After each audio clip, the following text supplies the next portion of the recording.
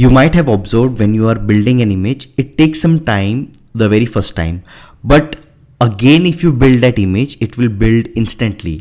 How does this happen? So it happens all because of Docker layer and caching. In this video we are going to understand what actually Docker layers and caching are, right? Because if you understand these concepts, it will help you to fasten your builds and it will make your build smoother, right? So let's first discuss about Docker layer. What actually is a Docker layer? Now, as I mentioned earlier, whenever you are dealing with a Docker image, you are directly dealing with the Docker layers, right? Because every instruction in a Docker file is creating a new layer on top of it. Now let us visualize the same. Let's take it that you have a burger. How a burger is prepared? You have a bun at the bottom, then you add some cheese, you add some veggies, you add some noodles, you add everything, and finally you stack it, and then finally your burger is ready, right? Same goes with the Docker image, right? You add multiple layer of instructions, and finally when you stack all the instruction in the Docker file, your Docker image is ready. And that's the reason it is said when you are dealing with Docker image, you are directly or indirectly you are working with the Docker layers. Let us take an example to demonstrate how does Docker layer works. Here we are going to write a very basic Docker file which will help us to understand why it takes some time to build the Docker image the very first time and how it happens instantly the very second time. So let's do the hands-on. Okay, so let's do the hands-on on Docker layers. So I will be creating a very basic Docker file that will give you the clarity how does layer and caching works in Docker, right? So for that I will create a new Docker file, and yeah, just want to give you an heads up that I am on my MacBook terminal. Feel free to run these commands into your EC2 instance, it will work the same, right? So let's get started. I will write vim Dockerfile, and here I will be using a very base image, and that would be for Ubuntu. I want to run few commands, and remember each instruction in a Docker file will turn out to be a layer, right? So the base layer is here is the Ubuntu, then another layer would be run apt update, so second layer. The third layer would be to install Nginx, so apt install -y Nginx. So this is the third layer, and the fourth layer, let's copy anything from my current working directory to the /app, that would be the folder into the container. So that's it. And finally if you want to add anything, but right now these are the 4 instructions that I am interested in. Escape :wq. If I do a cat on Docker file, I want to show you that there are only 4 lines which are present over here, meaning there will be only 4 layers that we would be dealing with in this Docker image.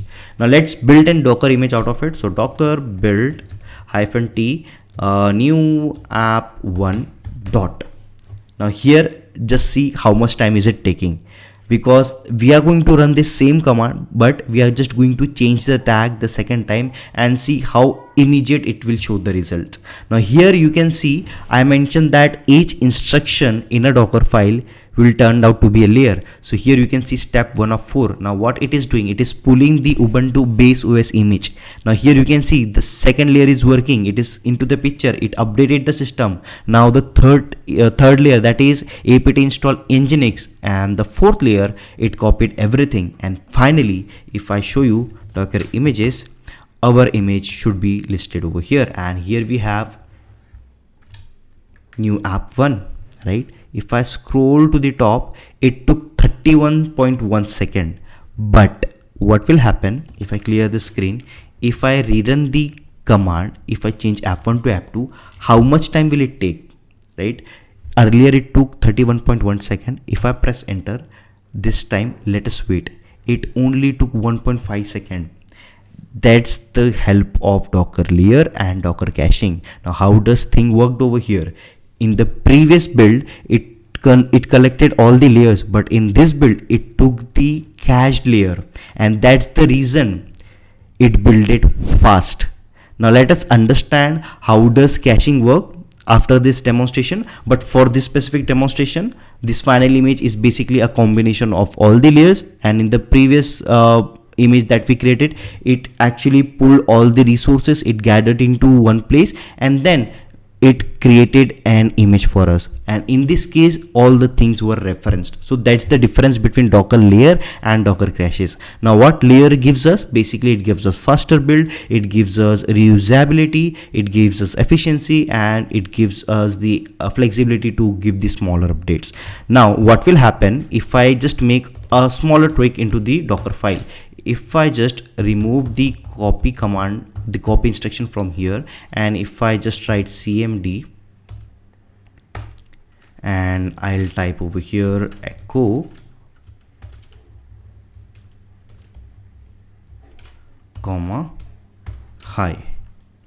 So let's say I want to print hi, and here I made the change in the fourth instruction, and now if I build the third image, how much time will it take? So see, the thing is here we only made change to the third instruction, right? And what it is, basically it is printing something, but it only took 1.2 seconds because cmd is a command that will be executed inside the container, right? It is not an operational change. But let's say if I go again inside the Docker file, and here let's say if I just make change over here, after nginx I run one more command, that is apt install -y tree escape :wq. Now this image will consist of 5 layers. If I just build the image again, let's note the time. See, it took the reference from the previous 2 builds, and here you can see it is a cache layer, then it installed tree over here, and finally the image is ready for us. And hence it proves that Docker works on layering and caching, and it reduces the build time by taking reference of the previous build, and that's the reason caching come into the picture. Let's discuss about caching now. Okay, so now let's discuss about Docker cache. Now what actually is Docker cache? So Docker cache is nothing but save layers from the previous builds, and when it comes handy, basically let's imagine that you wrote a Docker file and there are 4 instructions in it, and you built an image out of it. So the very first time it will take some time, right? But when you rebuild the same image from that same Docker file without even changing anything, it will be done instantly. Why? Because Docker cache will check for 2 things. Is the Docker file changed? If yes, it will rebuild from that specific instruction, but if not, it will reuse the previous layer and then it will build the image, right? And that is how it is reducing the build time. That's the reason Docker cache is very much helpful, and it reduces the build time. So that's the reason it is very much important for us to understand the concepts of Docker layers and Docker cache. Right now, in order to understand this completely, let us take an example of a node application. Right now, if you're dealing with node application, you might be aware that when you run npm install, it installs all the dependencies which are mentioned in package.json, and it puts it into node_modules. Now let's take a bad example. You did npm install, it took the reference from package.json, node_module folder is created with all the dependencies which are present. In the Docker file, you are copying entire node_module folder. Then you are again writing a step, an instruction to run npm install. So when you run npm install, what will happen? It will refer package.json and it will install all the dependencies. But let's say there are no changes present. At that time, why we are rebuilding it once again, right? That's the reason the best practice is you just need to copy package.json and then run npm install. Now what will happen if there are any changes into the dependencies? It will be reflected into package.json and we won't be changing the entire setup, right? That's the reason it is recommended to not to copy the entire directory. Instead, just copy package.json and then run npm install. This will definitely reduce the build time because we are not changing the package.json dependency frequently, right? Let us take a demonstration and hands-on that it will clear how does Docker cache works, and it will give you the clarity how does things work behind the hood, right? So let's get started with the hands-on of Docker cache. Alright, so let's take an example for Docker caching. So here I have a very basic node application, and here you can see the main important thing that we have is the package.json, right? We are going to see a very bad example right now because that by doing the bad example, you will understand what things to actually avoid. right? So let's take the example. Now let's say I'm creating a new Docker file, and what usually we do is we define the base OS. So here from the base OS would be node 18. I would be making use of node 18 image, and here I will define my working directory inside the container, right? And that would be /app. And then let's say if I want to copy all the code to the container, I will make use of copy ... and the final thing that we would be doing is cmd, and here I'll pass the command that I would be running inside it. So here it goes. Here app.js, and here it would be node escape:\wq. Now why this is a very bad example? Because what it does here, we made use of the base OS, that is node 18, then we defined the working directory within the container, that is /app.